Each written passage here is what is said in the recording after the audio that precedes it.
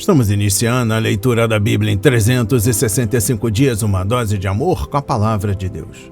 Hoje, no 258º dia, trago para leitura e comentários bíblicos os livros de 2 de Crônicas, capítulo 27 e capítulo 28, livro de Eclesiastes, capítulo 11, dos versículos 1 a 9, e o livro de Efésios, capítulo 2.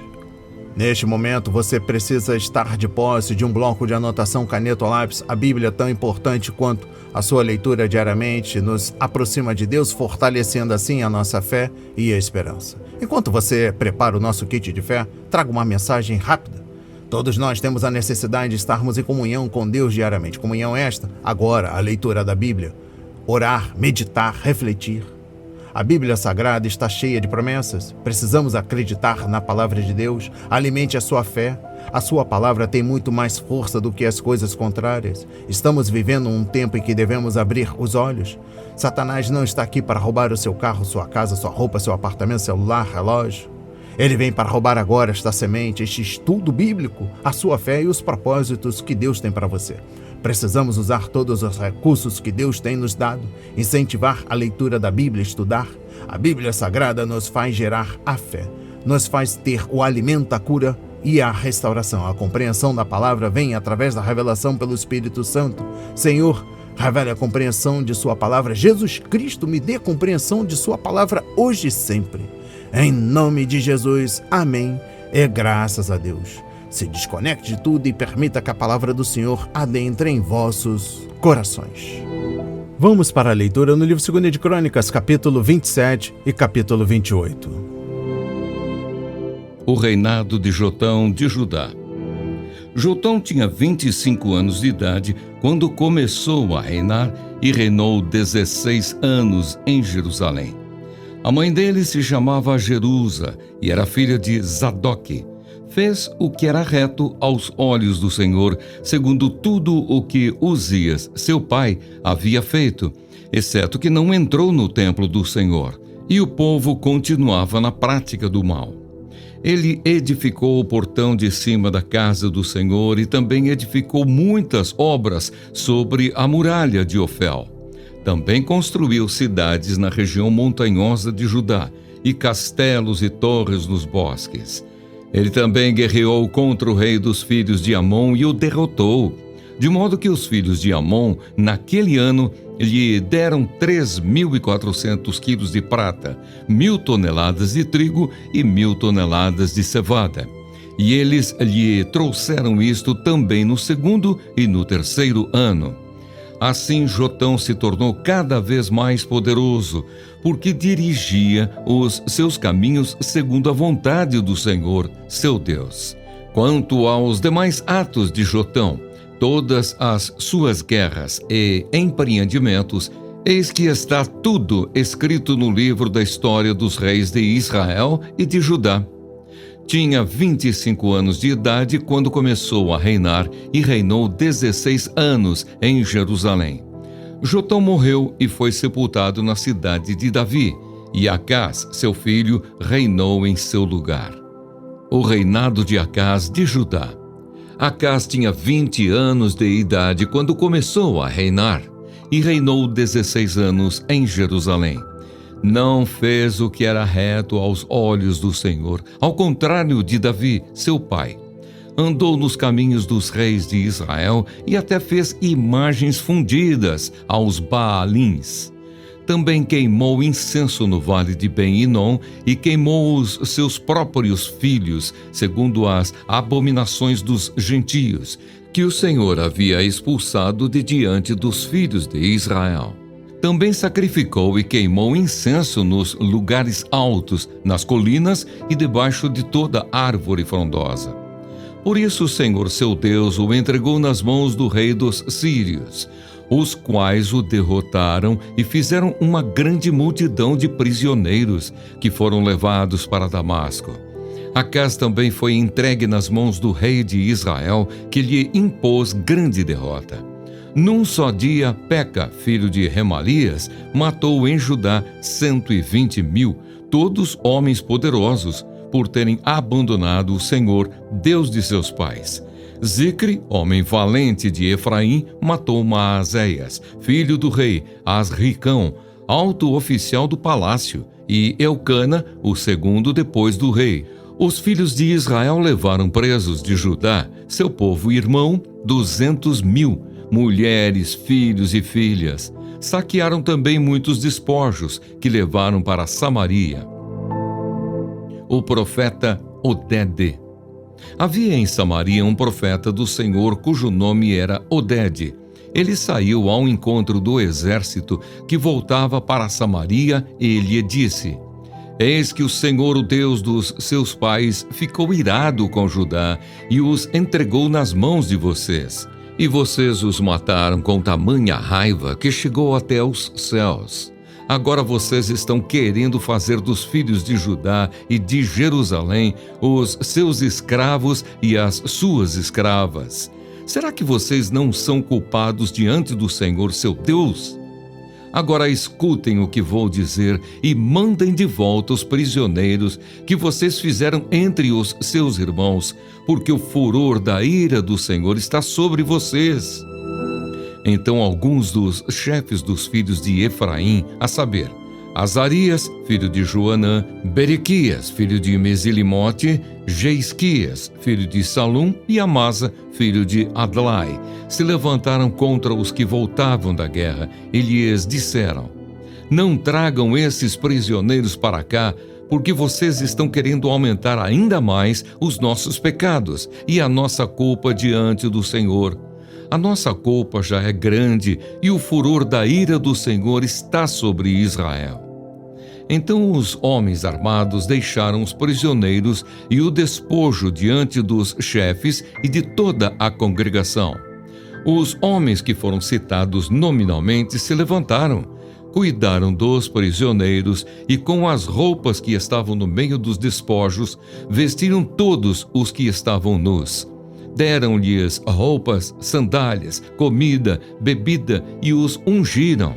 Fizeram montar em jumentos todos os que estavam fracos e os levaram até Jericó, a cidade das palmeiras, a seus irmãos. Então voltaram para Samaria.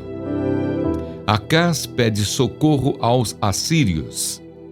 Naquele tempo o rei Acás mandou pedir aos reis da Assíria que o ajudassem, porque de novo os edomitas tinham vindo e derrotado Judá, levando alguns prisioneiros. Também os filisteus atacaram as cidades da Cefelá e do sul de Judá. Tomaram Bet-Semes, Aijalon, Gederote, Socó e suas aldeias, Timna e suas aldeias e Ginzo e suas aldeias, e ficaram morando ali. Porque o Senhor humilhou Judá por causa do rei Acás, porque este havia permitido que Judá caísse em imoralidade e foi completamente infiel ao Senhor. O rei Tiglat-Pileser da Assíria atendeu o pedido de Acás, porém, em vez de ajudá-lo, deixou-o num aperto ainda maior. Porque Acás pegou objetos da casa do Senhor, do palácio real e das casas dos príncipes e os deu ao rei da Assíria. Porém isso não lhe serviu de nada. A idolatria de Acás. No tempo da sua angústia, foi ainda mais infiel ao Senhor. Ele mesmo, o rei Acás, ofereceu sacrifícios aos deuses de Damasco, que o derrotaram, pois pensava: visto que os deuses dos reis da Síria os ajudam, eu lhes oferecerei sacrifícios para que ajudem a mim também. Porém, eles foram a sua ruína e a de todo o Israel. Acás ajuntou os utensílios da casa de Deus, os quebrou em pedaços e fechou os portões da casa do Senhor. E fez para si altares em todos os cantos de Jerusalém. Em cada cidade de Judá, construiu lugares altos para queimar incenso a outros deuses, e assim provocou a ira o Senhor, Deus de seus pais. A morte de Acás. Quanto aos demais atos de Acás e a todos os seus caminhos, tanto os primeiros como os últimos, está tudo escrito no livro da história dos reis de Judá e de Israel. Acás morreu, e foi sepultado na cidade de Jerusalém, mas não nos túmulos dos reis de Israel. E Ezequias, seu filho, reinou em seu lugar. Amém. Compreendendo o livro 2 de Crônicas, capítulo 27, versículo 1. Jotão governou em parceria com seu pai depois que Uzias foi castigado com a lepra por invadir os recintos do templo. Jotão seria considerado um bom rei, apesar de seu filho Acais ter sido um péssimo soberano. Na verdade, de Jotão, o 11º rei de Judá, a Zedequias, o 20º e último governante de Judá, apenas Jotão, Ezequias e Josias poderiam ser chamados de bons reis, 3 em 10 monarcas. O Senhor manteve acesa a lâmpada de Davi em Jerusalém durante todos aqueles anos, mas havia chegado o tempo em que ele tinha de trazer a nação da Babilônia para punir seu povo por causa dos pecados. Exposição bíblica dos versículos 2 a 6. Assim como seu pai Uzias, Jotão foi construtor e guerreiro. Ele reconstruiu os muros de Jerusalém e a porta superior do templo.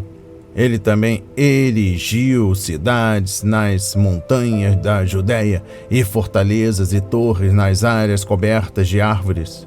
Seu exército enfrentou as tropas de Amon e ele conquistou uma grande vitória, tendo imposto pesado tributo de guerra aos derrotados, quase 4 toneladas de prata, 10.000 barris de trigo e 10.000 barris de cevada, conforme versículo 5.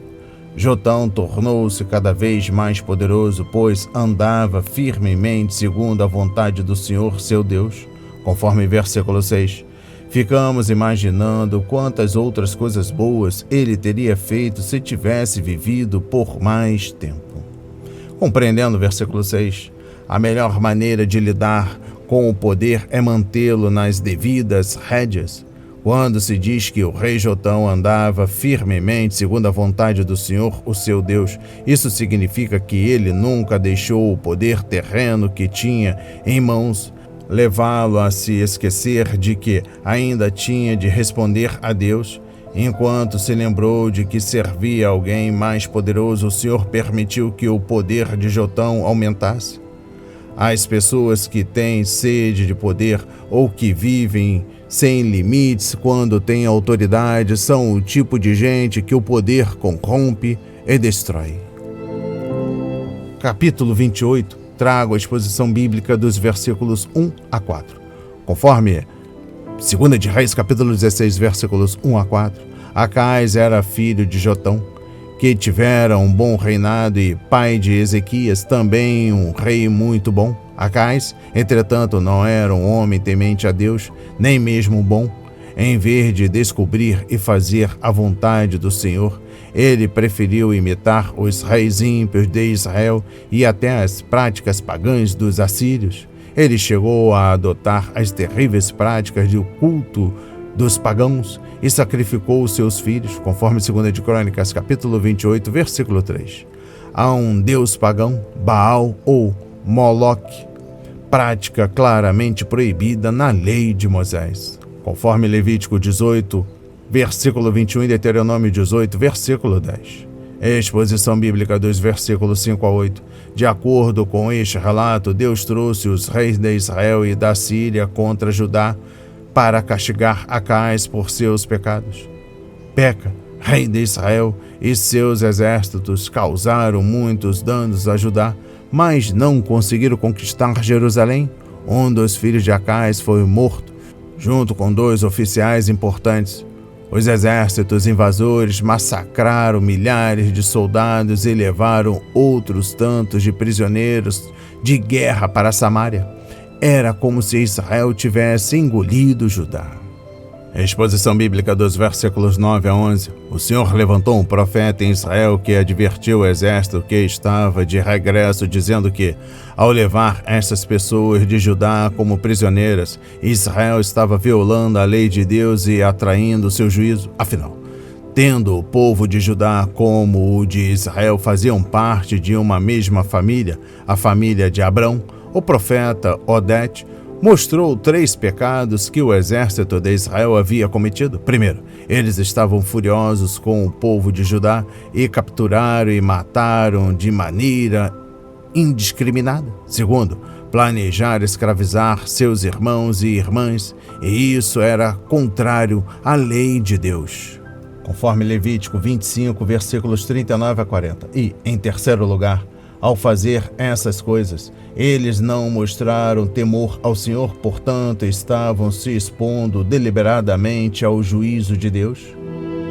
Exposição bíblica dos versículos 12 a 15. Após a mensagem de Odete, alguns dos líderes de Israel se levantaram e rejeitaram o que ele havia dito, pedindo ao exército para não pecar contra o Senhor e seus irmãos e irmãs. Novamente, o povo aceitou a mensagem de Deus, arrependeu-se e mudou sua maneira de tratar os prisioneiros.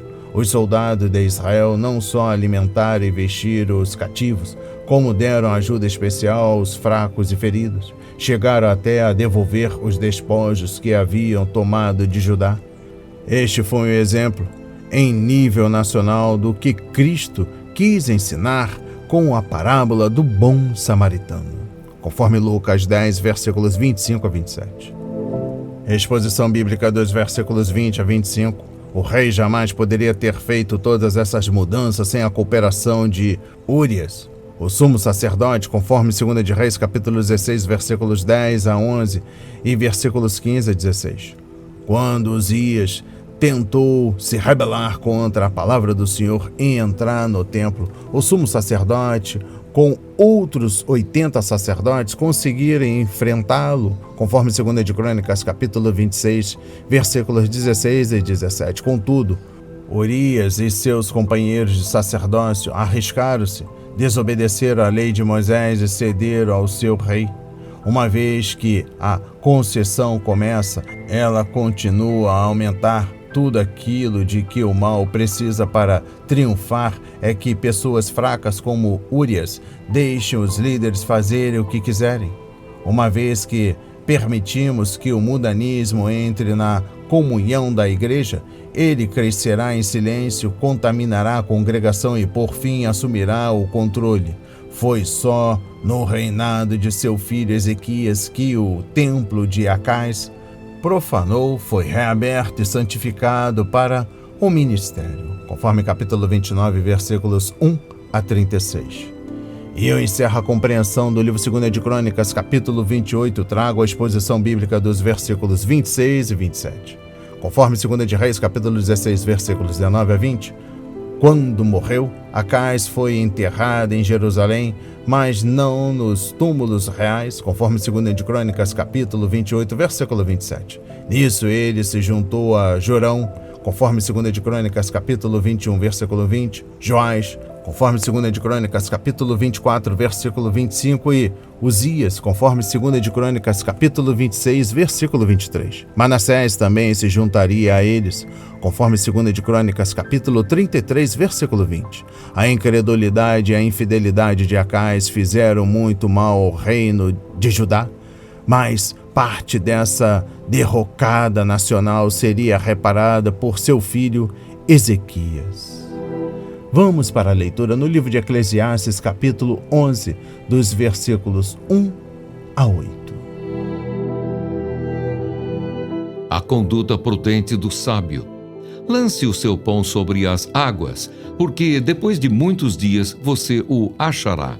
Reparta com 7 e até mesmo com 8, porque você não sabe que mal sobrevirá à terra. Se as nuvens estão cheias, derramam chuva sobre a terra. Se uma árvore cair para o sul ou para o norte, no lugar em que cair, aí ficará. Quem somente observa o vento nunca semeará, e o que olha para as nuvens nunca fará a colheita. Assim como você não conhece o caminho do vento, nem sabe como se formam os ossos no ventre da mulher grávida, assim também não entende as obras de Deus que faz todas as coisas. Semeie a sua semente de manhã e à tarde não fique de braços cruzados, porque você não sabe qual irá prosperar, se esta, se aquela ou se ambas serão igualmente boas. Doce é a luz e agradável aos olhos é ver o sol. Mesmo que alguém viva muitos anos, deve alegrar-se em todos eles. Contudo, deve lembrar-se de que há dias de trevas que serão muitos e que tudo o que virá é vaidade.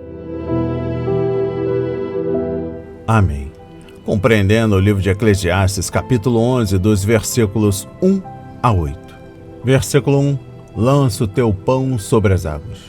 Os versículos 1 a 6 ressaltam o risco e a incerteza das empreitadas comerciais e agrícolas. Portanto, enquanto os provérbios anteriores do capítulo 10 lidavam com a realeza e os líderes, os dos versículos 1 a 6 tratam das pessoas comuns. Homens e mulheres devem avançar cautelosamente para conseguir algum ganho, mesmo que sempre haja certo grau de insegurança. Versículo 2. Esta é uma exortação para sermos generosos com o maior número de pessoas possível, aumentando essa estimativa a cada dia. Versículo 3. Não obstante, o lado que cai a árvore, alguém dará utilidade à sua madeira. Portanto, pare de se preocupar por ela não ter caído para o lado que você desejava, ou mesmo de conjecturar se cairá ou não para tal lado. Compreendendo o versículo 4, a pessoa cautelosa ao extremo a ponto de esperar o momento ideal para tomar uma atitude está condenada ao fracasso. Compreendendo o versículo 5, certos atos do Senhor são inexplicáveis. Em Eclesiastes, o conceito de Deus como Criador, que fez todas as coisas, não se restringe ao versículo 1 do capítulo 12. A incapacidade de o ser humano conhecer a obra de Deus independente de conhecê-lo é um dos temas deste livro. Conforme Eclesiastes 3, versículo 11, capítulo 8, versículo 17, capítulo 9, versículo 12. Compreendendo o versículo 6, neste versículo, o conselho do autor é não evitar comprometer-se com as coisas e realizá-las, mas deixar que Deus determine o sucesso ou o fracasso do empreendimento. Compreendendo o versículo 7, a afirmação suave à luz é uma forma de expressar a alegria de viver, apesar de todos os problemas apresentados no livro de Eclesiastes. Exposição bíblica dos versículos 7 a 9, que a alegria é antecipar cada novo dia e aceitá-lo como uma dádiva renovada de Deus. Salomão instruía especialmente os jovens a aproveitar os dias de juventude antes que dias de trevas chegassem. Ele não estava sugerindo que os jovens não enfrentam problemas ou que os idosos não têm alegrias. O sábio apenas estava fazendo uma generalização para mostrar que a juventude é tempo para o prazer antes que os problemas do envelhecimento comecem a se revelar. E eu encerro a compreensão do livro de Eclesiastes, capítulo 11, dos versículos 1 a 8, versículo 8. Ao avaliar as oportunidades da vida, devemos também pensar mais seriamente na morte. Isso estabelece um contraste com a alegria de trabalhar enquanto ainda é dia. Vamos para a leitura no livro de Efésios, capítulo 2.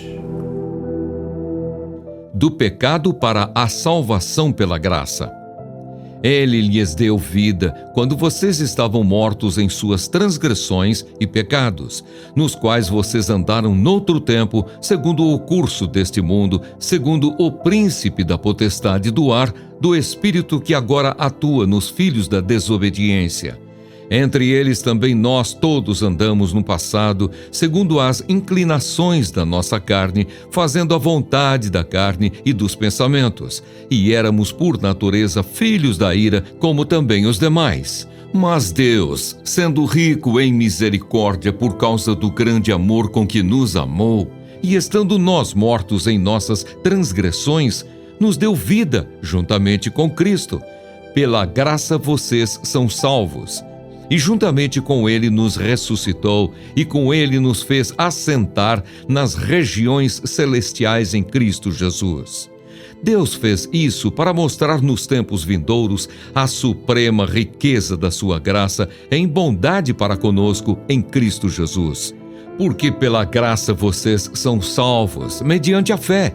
E isto não vem de vocês, é dom de Deus, não de obras, para que ninguém se glorie. Pois somos feitura dele, criados em Cristo Jesus para boas obras, as quais Deus de antemão preparou para que andássemos nelas. Os gentios e os judeus são unidos pela cruz de Cristo. Portanto, lembrem-se de que no passado vocês eram gentios na carne, chamados incircuncisão por aqueles que se intitulam circuncisão, que é feita na carne por mãos humanas. Naquele tempo vocês estavam sem Cristo, separados da comunidade de Israel e estranhos às alianças da promessa, não tendo esperança e sem Deus no mundo. Mas agora, em Cristo Jesus, vocês, que antes estavam longe, foram aproximados pelo sangue de Cristo, porque Ele é a nossa paz. De dois povos ele fez um só, e na sua carne derrubou a parede de separação que estava no meio, a inimizade. Cristo aboliu a lei dos mandamentos na forma de ordenanças, para que dos dois criasse em si mesmo uma nova humanidade, fazendo a paz e reconciliasse ambos em um só corpo com Deus por meio da cruz, destruindo a inimizade por meio dela. E quando veio, Cristo evangelizou paz a vocês que estavam longe e paz também aos que estavam perto, porque por meio dele ambos temos acesso ao Pai em um só Espírito. Assim vocês não são mais estrangeiros e peregrinos, mas concidadãos dos santos e membros da família de Deus, edificados sobre o fundamento dos apóstolos e profetas, sendo ele mesmo, Cristo Jesus, a pedra angular. Nele todo o edifício bem ajustado cresce para ser um santuário dedicado ao Senhor. Nele também vocês estão sendo edificados junto com os outros, para serem morada de Deus no Espírito. Amém. Compreendendo o livro de Efésios, capítulo 2, versículo 1. O incrédulo não está doente, ele está morto. Ele não precisa ser ressuscitado, ele precisa de ressurreição. Todos os pecadores perdidos estão mortos, e a única diferença entre um pecador e outro é o estado de decadência em que cada um se encontra. O infiel perdido no meio da favela pode estar mais decadente, aparentemente, do que o rico empresário da alta sociedade que não quer saber de Cristo, mas ambos estão mortos no pecado. É um cadáver que não pode estar mais morto do que o outro. Isso significa que o nosso mundo é como um vasto cemitério, cheio de pessoas que estão mortas enquanto vivem, conforme 1 Timóteo capítulo 5, versículo 6. Exposição bíblica dos versículos 2 a 3. Há três forças que incentivam pessoas em sua desobediência: o mundo, o diabo e a sua natureza pecaminosa. O mundo, ou o sistema do mundo, faz pressão sobre cada pessoa para tentar levá-la a se conformar, conforme Romanos 12, versículo 2. Satanás influencia a vida de todos os que não creem em Cristo e também procura influenciar os cristãos. Ele quer fazer com que as pessoas sejam filhos da desobediência, conforme Efésios 2, versículo 2 e capítulo 5, versículo 6. Ele mesmo foi desobediente a Deus, por isso quer que os outros desobedeçam ao Senhor também. A natureza pecaminosa é aquela natureza caída com a qual nascemos, que deseja controlar o corpo e a mente e nos levar à insubmissão a Deus. Exposição bíblica dos versículos 4 a 9. O centro das atenções agora está em Deus, não no homem pecador. A salvação vem do Senhor, conforme Jonas 2, versículo 9. A Bíblia faz-nos lembrar de 4 atividades que Deus realizou em favor dos pecadores para nos livrar das consequências de nossos pecados. Ele nos amou, versículo 4. Ele nos deu vida, versículo 5. Mesmo quando estávamos mortos em pecados, Ele realizou esta ressurreição espiritual pelo poder do Espírito, usando a palavra.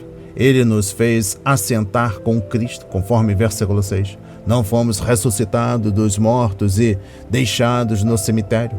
Uma vez que estamos unidos a Cristo, fomos exaltados com Ele e estamos compartilhando o seu trono no reino celestial. Ele nos mantém, conforme versículos 7 a 9. O propósito de Deus em nossa redenção não é simplesmente resgatar-nos do inferno, por maior que seja essa obra. Seu propósito final em nossa salvação é que, nas eras que hão de vir, sejamos exemplos da graça de Deus. Aleluia! Exposição bíblica dos versículos 8 a 10. A salvação não pode ser uma recompensa por obras ou por se fazer boas obras, porque a obra de salvação já foi consumada na cruz. Essa é a obra que Deus faz por nós e é uma obra concluída, conforme João 17, versículos 1 a 4 e capítulo 19, versículo 30. Nada podemos acrescentar a ela, conforme Hebreus 10, versículos 1 a 14, nem devemos ter coragem de tirar nada dela. A um grande custo para si mesmo, Deus trabalhou por nós na cruz e, agora, com base naquele preço pago no Calvário, Ele está trabalhando em nós para conformar-nos a Cristo. Deus não pode trabalhar em nós a menos que tenha, primeiro, trabalhado por nós e tenhamos confiado em seu Filho. Além disso, Ele não pode trabalhar por meio de nós, a menos que trabalhe em nós. É por isso que é importante investirmos um tempo diário na palavra e na oração e nos entregarmos a Cristo nos momentos de sofrimento, pois é por meio da palavra, da oração e do sofrimento que Deus trabalha em nós, realiza as boas obras que Ele preparou para nós, conforme versículo 10. É a exposição bíblica dos versículos 11 a 22. Nos 10 primeiros versículos de Efésios 2, Paulo discutiu a salvação dos pecadores em geral, mas agora ele se volta para a obra de Cristo pelos gentios, em particular. A maioria dos convertidos na igreja de Éfeso era gentia, e eles sabiam que grande parte do plano de Deus no Antigo Testamento incluía os judeus.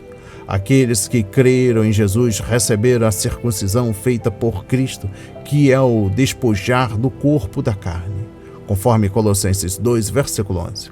Exposição bíblica dos versículos 11 a 13. Deus chamou os judeus, começando com Abraão, para que, por meio deles, pudesse se revelar com o único Deus verdadeiro. Com os judeus, ele guardou a sua palavra e, por meio deles, deu ao mundo o Salvador, conforme Romanos 9, versículos 1 a 15.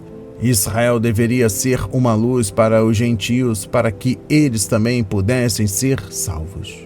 Exposição bíblica dos versículos 13 a 18. A palavra reconciliar significa unir novamente. Deus tinha posto uma diferença entre judeus e gentios para que seus propósitos na salvação pudessem ser cumpridos, mas uma vez cumpridos esses propósitos, não havia mais diferença. Na verdade, era propósito de Deus que essas diferenças fossem apagadas para sempre, e elas são anuladas por meio da obra de Cristo na reconciliação. Exposição bíblica dos versículos 16 a 18. Não só os gentios necessitavam se reconciliar com os judeus, mas ambos precisavam se reconciliar com Deus. A mesma lei que separava gentios e judeus também separava as pessoas de Deus, e Cristo levou a maldição da lei. A exposição bíblica dos versículos 19 a 22, Paulo descreve o templo espiritual, a igreja. O alicerce dessa igreja foi posto pelos apóstolos e profetas do Novo Testamento. Jesus é um alicerce, conforme 1 Coríntios capítulo 3, versículo 11, e a pedra angular, conforme Salmos 118, versículo 22 e Isaías 8, versículo 14. Assim como numa construção, a pedra angular une a estrutura, Jesus Cristo uniu judeus e gentios na igreja. Esta referência ao templo teria sido significativa tanto para os judeus como para os gentios na igreja de Éfeso. E eu encerro a leitura da Bíblia em 365 dias e também da compreensão do livro de Efésios capítulo 2, trago o versículo 22. Hoje, por meio de seu Espírito, Deus habita na igreja, o templo do Senhor. Deus não habita em templos feitos pelo homem, incluindo os edifícios da igreja, conforme Atos 7, versículos 48 a 50. Ele habita no coração daqueles que confiam em Cristo, conforme 1 Coríntios capítulo 6, versículos 19 a 20, e na igreja em sua forma coletiva, conforme Efésios 2, versículos 20 a 22. As palavras de hoje foram semeadas para as nossas vidas, para a honra e a glória do Senhor. Receba este alimento diário, não hesite, compartilhe. Deus está interessado na minha e na sua dor. Que Deus nos abençoe.